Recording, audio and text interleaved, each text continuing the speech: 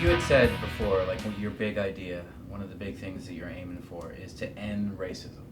Mm-hmm. That's very, very simply done. Right. I mean, Right. we can do that by noon. Right. What else you got? I work in real estate. Mm-hmm. Real estate is sort of woefully not diverse. There's a real lack of diversity in real estate. If you're writing the story of racism in America as a story, there are going to be several chapters that have to do with real estate. Real estate was used to deny African Americans with the right to vote. And so we talk about how to fix it. We see problems across our country with neighborhoods and communities.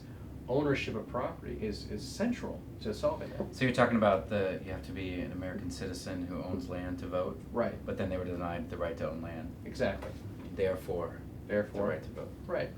I'm like the Will Hunting of Florida. I can do that math anytime. Gotcha. No, I got you. All right, so you gave me an equation. Now explain it.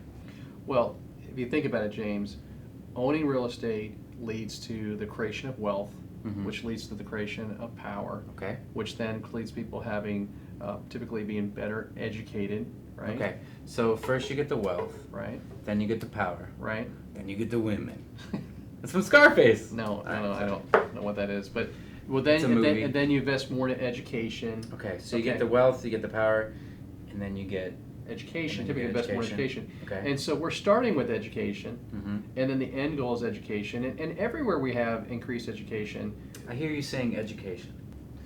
Why are we talking about this? So when we educate, we can then alleviate ignorance and alleviate fear. A lot of times then we can alleviate anger, and that's where we can focus on things like love and forgiveness and grace and things like that, Yeah. that make for a healthier community. That's why this real estate education, it ties directly in to solving the issue of racism. We could talk about how people should just be nicer to each other and things like that. I don't want to talk about that. Right. But when we talk about practical steps that's help create power, wealth, income, influence in disenfranchised communities, that is game changing. That's what makes for healthier communities. Makes sense. Right?